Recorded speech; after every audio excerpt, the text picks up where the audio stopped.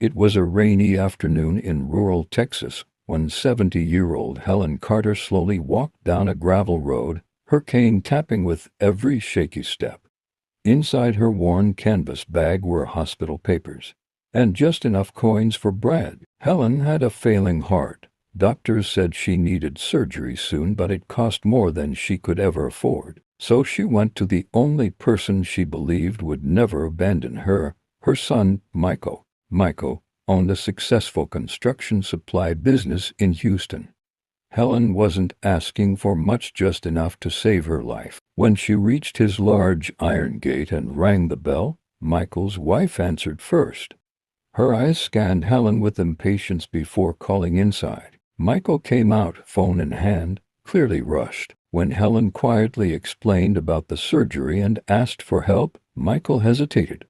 He sighed and said business was tight, bills were piling up, and it wasn't a good time. With trembling hands, Helen begged, "I only need the hospital deposit, son." Michael glanced at his wife, then walked to his car. He returned and handed Helen a pack of instant noodles. "Take this for now," he said. "I'll send money later.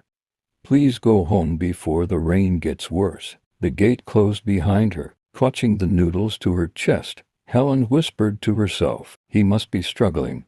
At least he tried." Back in her small wooden house, hungry and cold, she opened the package to cook dinner. Suddenly, an envelope fell out. Inside were $3,000 in cash and a handwritten note. "Mom, I'm sorry.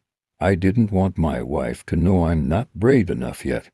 Please get your surgery. I love you, Michael." Helen broke down in tears. The next morning, she went to the hospital. The surgery was successful. When she opened her eyes days later, Michael was sitting beside her bed crying. "I'm sorry, Mom," he whispered. "I was a coward." Helen squeezed his hand and softly said, "Money can be earned again, but once a mother's heart is gone, nothing can buy it back." From that day on, Michael visited her every week.